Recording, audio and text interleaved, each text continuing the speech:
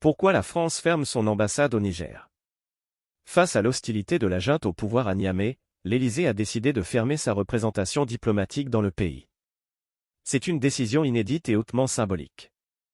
La France a en effet décidé de fermer son ambassade à Niamey. Selon nos informations, cette mesure forte a été actée par Emmanuel Macron à la fin de novembre, et elle devrait être effective d'ici à la fin de cette année.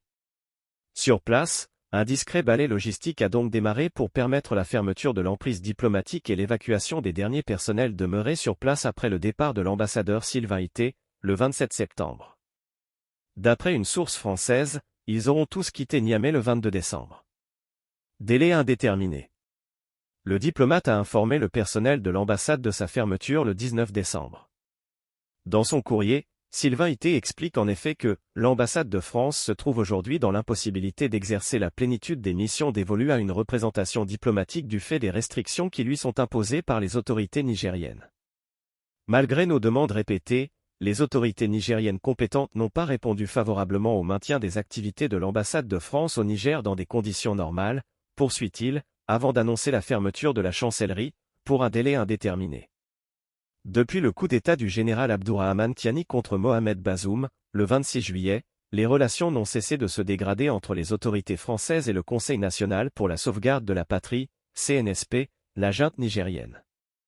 Déclaré persona non grata dès le 25 août par les putschistes, Sylvain Ité était resté à Niamey à la demande de l'Élysée.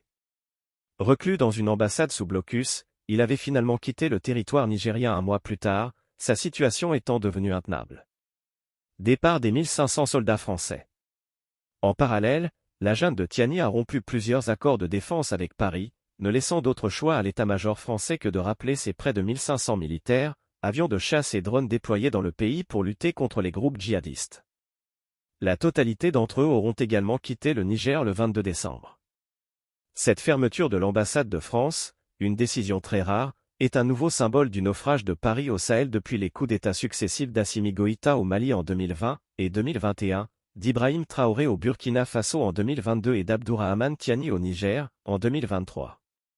Tour à tour, et en l'espace de quelques mois, ces trois juntes ont chacune rompu leurs liens avec l'Hexagone, notamment pour se rapprocher de la Russie de Vladimir Poutine.